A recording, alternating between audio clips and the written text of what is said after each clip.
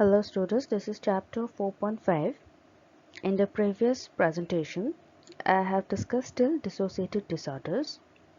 In this presentation, I will cover topics that are depressive disorders, bipolar and related disorders, and lastly, the suicide. The first topic, that is depressive disorders. Now, depressive disorders, it is one of the most widely prevalent and recognized of all mental disorders, which is depression. You all have heard about it, isn't it? So depression covers a variety of negative moods and behavioral changes. So what exactly is depression? Depression can refer to a symptom or a disorder. In day-to-day life, we often use the term depression to refer to normal feelings after a significant loss, such as the breakup of a relationship or the failure to attain a significant goal. So this is how we explain depression, but actually depression is a symptom or a disorder. There is major depressive disorder, which is defined as a period of depressed mood and or loss of interest or pleasure in most activities, together with other symptoms, which may include change in there will be body weight, there is constant sleep problems. These are some of the symptoms which follows with major depressive disorders.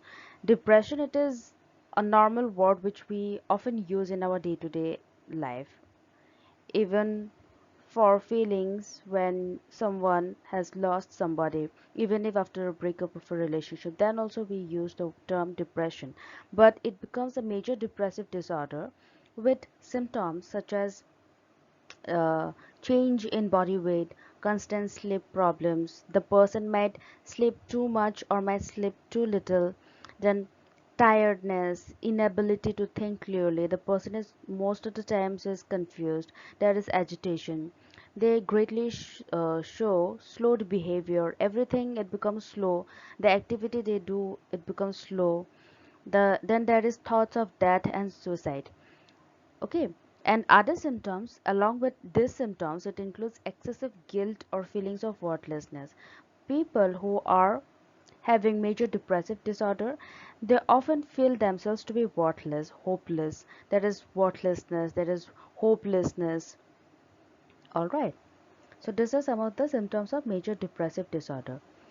Now let us see some of the factors predisposing towards depression. What are the predisposing factors that leads to depression? There are two predisposing factors towards depression. One is genetic makeup or heredity, which is an important risk factor for major depression and other depressive disorders. And next is age. Alright, so age is also a risk factor.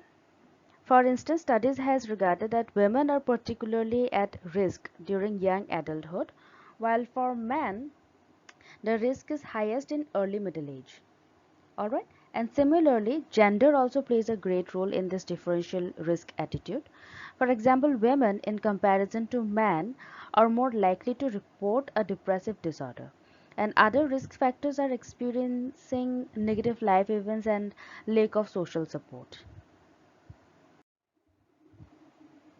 Now next we have bipolar and related disorders. Under bipolar and related disorders, we have bipolar 1 disorder, bipolar 2 disorder, and cyclothymic disorder.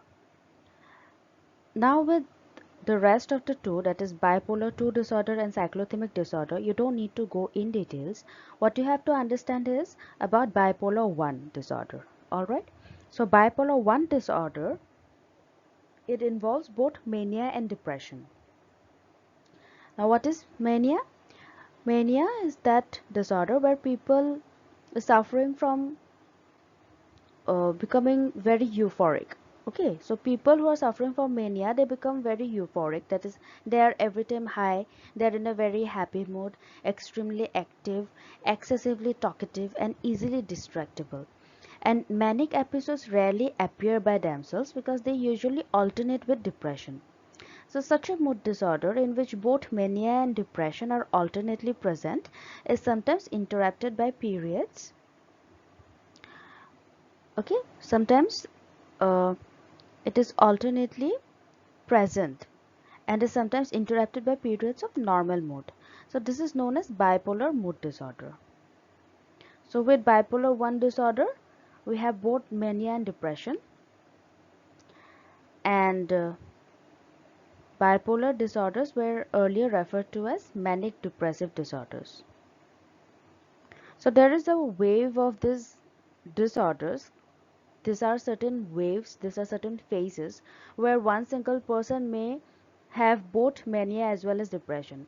Now, for instance, if a if a girl writes to the family that I'm fed up of living over here in the family, I don't want to leave, I want to uh, leave this place and I want to go somewhere else. So this is a very impulsive act which a manic person will do it. But at the same time, what happens? There is this phase comes in where the person experiences depression. So with depressive phase coming in, the manic phase it just subsides, and the depression phase it comes in, and then the person is totally different, and the person then feels that no, I don't want to leave the house, I don't want to get interacted with other people, I don't want to interact with the other people, I don't want to go outside of the house, I will better stay home, I will lock myself and I will not talk to anyone. That is the depressive phase. And there is also a normal phase. Now, when this depressive phase subsides, the normal phase comes into the person, and the person comes out of the room, and very nicely she interacts with the other members of the family. So that is the normal episode. So with this, what we see is that in bipolar there is both manic phase as well as a depressive phase. Okay, so the person had to deal with it and live with this bipolar related disorder. Now next topic that we have is suicide. Now see, every suicide is a misfortune. Yes, and suicide takes place throughout the lifespan. Suicide is a result of complex interface of biological, genetic, psychological, sociological, cultural and environmental factors. There are also some other risk factors which are having mental disorders, especially depression and alcohol use disorders. So going through natural disasters, experiencing violence, abuse or loss, and isolation at any stage of life. These are also some of the risk factors for which person attempts suicide, which is actually a misfortune. So previous suicidal attempt is the strongest risk factor. Often what happens is that suicidal behavior it indicates difficulties in problem solving, stress management and emotional expression. A person is having difficulty in these areas. That's the reason why there is suicidal behavior. And suicidal thoughts lead to suicidal action only when acting on these thoughts seems to be the only way out of a person's difficulties. And these thoughts are heightened under acute emotional and other distress. So the ramifications of suicide on social circle and communities tend to be devastating and long lasting. Along with the suicidal tendencies the person attempts and the way the person behaves and shows suicidal behavior, there is stigma related to suicide. So the stigma surrounding suicide continues despite recent advances in research in this field. There has been many studies conducted in order to understand the suicidal thoughts and the behavior related with suicide. So due to this stigma, many people who are contemplating or even attempting suicide do not seek help, thus preventing timely help from reaching them. So what happens is that improving identification, referral, and management of behavior are crucial for preventing suicide. Therefore, we need to identify vulnerability, comprehend the circumstances leading to such behavior, and accordingly plan interventions.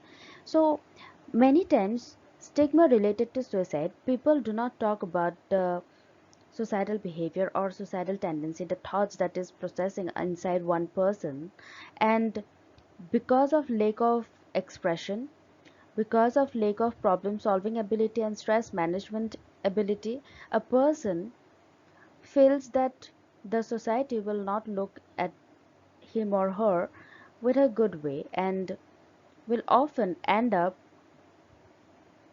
being the ridiculed person. The society will ridicule that person.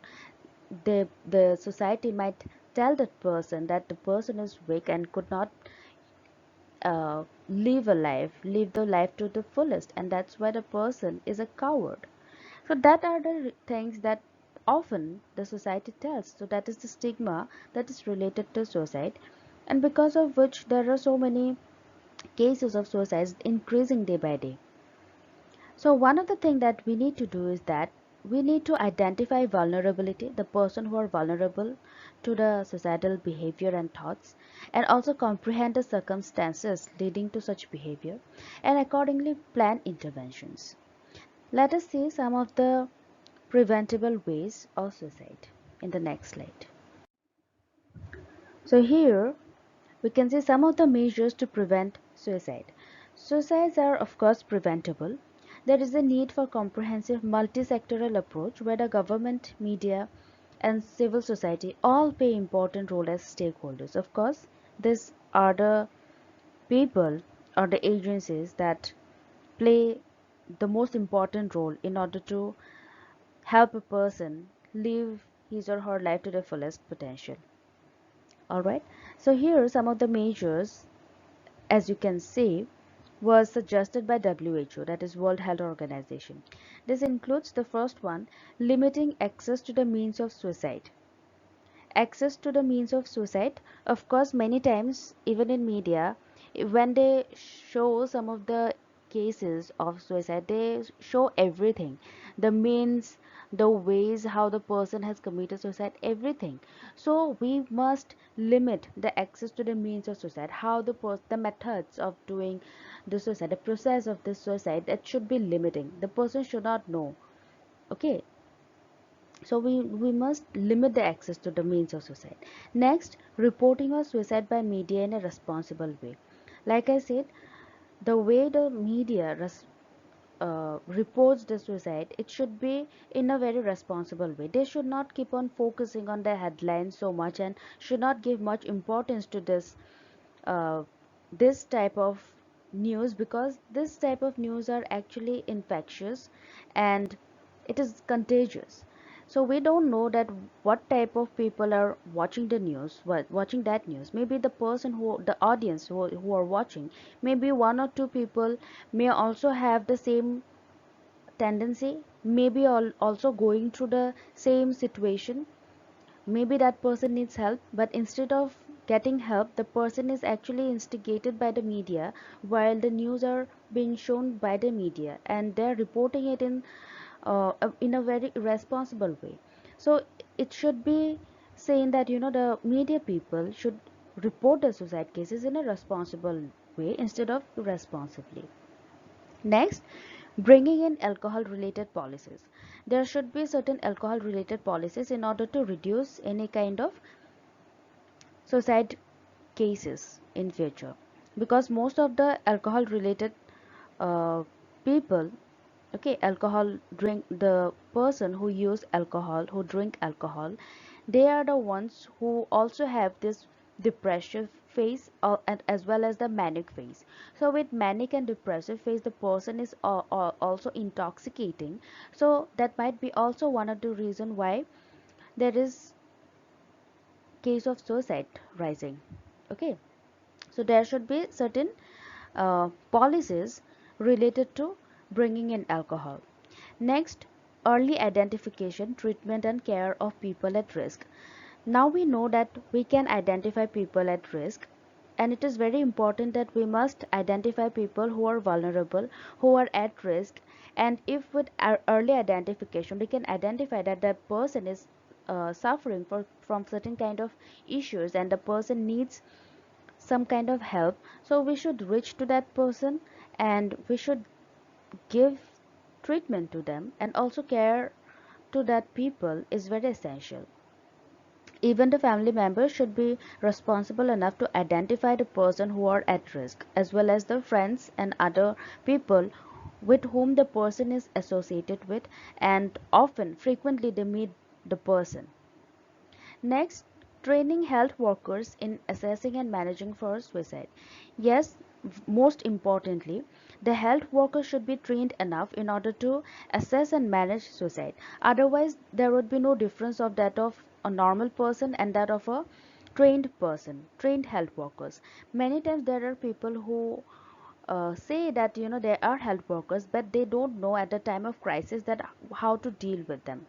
Many times there is this telecounseling uh, centers where there are this crisis calls coming, and when the crisis call comes, the person might be telling that I don't feel good, I want to attempt suicide, and at that time the health workers who are not trained enough, they will not be able to help the person who is at risk. The person clearly is calling out to get some help, but the person will not be able to get any help from the health workers if they are not trained enough. If they are trained enough, at least they can do the needful, and also the person who are expert in dealing with suicide cases or the person who are at risk or vulnerable might be of help, so they can at least refer to the person who is an expert and help the person who is at risk. Okay. Next, care for people who attempted suicide and providing community support. Now there are people who have attempted suicide but then the person have survived. So in that case, there should be more community support provided to that person who is at risk, because the person has already attempted. So there is chance that the person will attempt again, may attempt again. So in that case, we should see that this doesn't happen, and we should provide community support to the person. Care should be given to that person. Alright, so these are some of the suggested measures by WHO. Next, we have identifying students in distress. Now let's see how to identify students who are in distress. Now any unexpected or striking change affecting the adolescent's performance, okay, attendance or behavior should be taken seriously. Students basically during adolescence, as well as even after adolescence also, students who are pursuing their degree or master's level studies, even they also might be in distress. So it is very important to identify students in distress. So what is strikingly important to see for is that the unexpected and striking change which is affecting the adolescent's performance. Uh, maybe the student was good earlier, but gradually we can see that the performance of the students is declining, be it academically or co-scholastically. Everything is declining, attendance is declining, and behavior, it is also changing. So that kind of change, it should be taken seriously. We can also see that there is lack of interest in common activities, day-to-day activities also. There the student is not having any interest. There is declining grades, as I said, the grades are falling, decreasing effort, the student is not giving his or her full effort, which is also a striking change and one should take it seriously. Then next, misbehavior in the classroom. If the student was good enough earlier, behaved nicely, but all of a sudden with distress, the student is in distress. So what happens is that already the student is frustrated inside. Only thing is that the student is not able to express himself or herself. So at that time what happens, if something, if other students tell something, or even in class certain situation arises, the student in distress, he or she starts misbehaving in the classroom, which he or she might not have done earlier. Okay. Then mysterious or repeated absence. Mysteriously, the student is absent in class and repeatedly absent in class. That is also a sign that the student might be in distress. There might be some issue going on with this with that student. Then smoking or drinking or drug misuse. The student starts smoking, starts drinking, or starts misusing drugs. So these are all some of the symptoms we can identify in the behavioral change. Okay, if a student is in distress.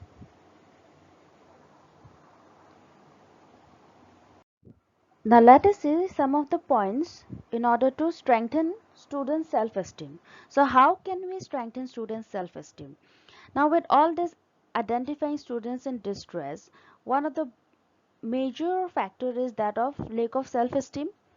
Yes, someone who is having less confidence, someone who is lacking behind in his his or her esteem, that means he or she is actually judging himself or herself that he or she is worthless, hopeless, is not good for anything.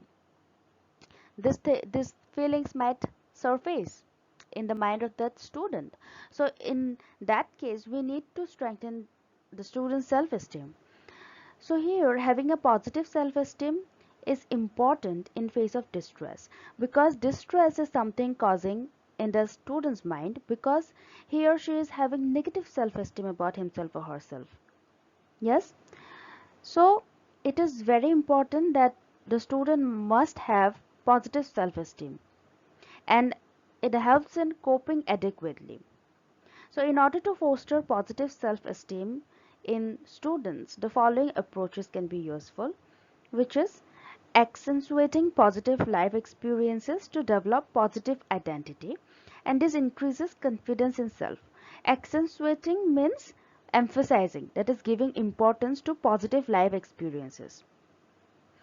So whatever the experiences the student might be facing or having, every every life experiences, it should be turned to positive, not negative. The child or the student must not think all the experiences that he or she has been experiencing so far as negative. If the student starts giving importance to all the life experiences as being negative, gradually the student will develop negative identity about herself or himself. So it is important that there should be positive life experiences, emphasis should be there, and in order to do that there will be increase in self, increase in confidence in oneself. Next, we have providing opportunities for development of physical, social and vocational skills.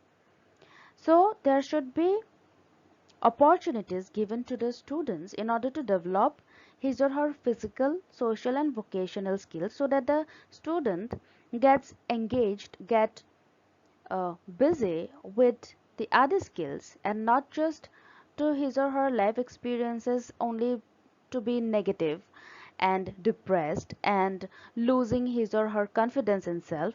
So these things should be avoided, and there should be importance and opportunity for physical, social and vocational skills, so that the student can at least have the confidence for his or her future. Alright. Next, establishing a trustful communication.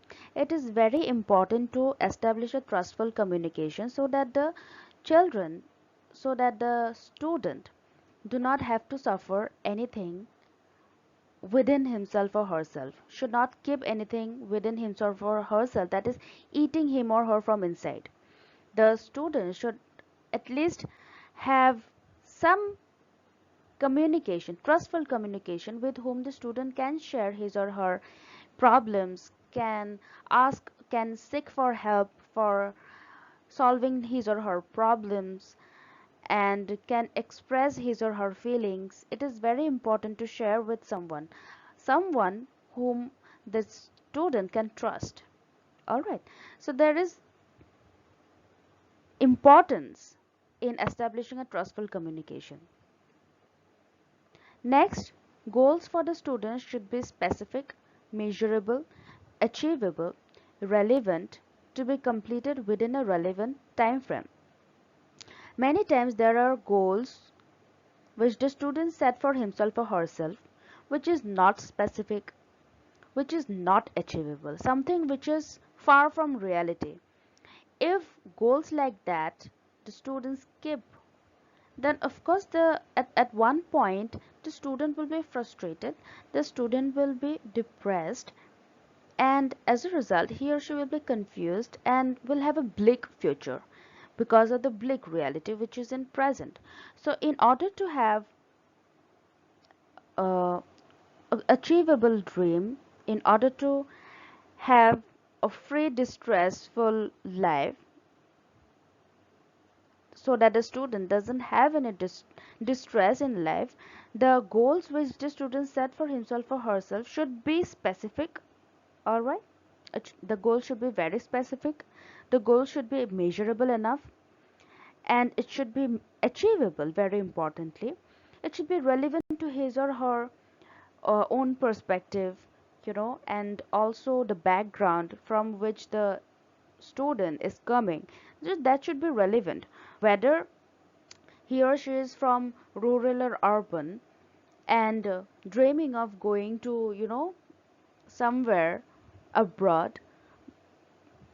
Also, because of the fact that the student is having some kind of financial issues, but still the student is striving for reaching some goal which is not relevant to his or her own status, or at the present circumstances which is not achievable. So those kind of goals, it is not healthy enough for the student. So the student must first set goals which is achievable, which is very specific, which is measurable, so that there is no distress. If irrelevant goals are being set by the students, then of course at one point the student will feel distressed. And also, the goal which is to be set, it is to be completed within a relevant time frame. It is not like, the student have a irrelevant dream of mm, going to NASA while the student is studying class 12. Of course it is not relevant, because there is time frame also. It is not that, okay, I am in class 12, so tomorrow I will go to NASA and start a new life. So that is of course not healthy, isn't it? There should be, even if the person is having some irrelevant dream, irrelevant goal to be achievable, but then in order to achieve that goal also, the student must have a time frame. I'm not saying that all the goals are irrelevant. There are, it is irrelevant if there is no time frame. So it should be completed within a relevant time frame, and also the student must strive for it and work hard, and must know how to achieve that dream, how to achieve that goal. Just dreaming, it is not enough. All right. So in order to have a stress-free life, distress-free life, the students must follow these strengthening points in order to boost up his or her own self-esteem. So with this, today's presentation is over. You all please go through the presentation and try to understand it. All right. Thank you.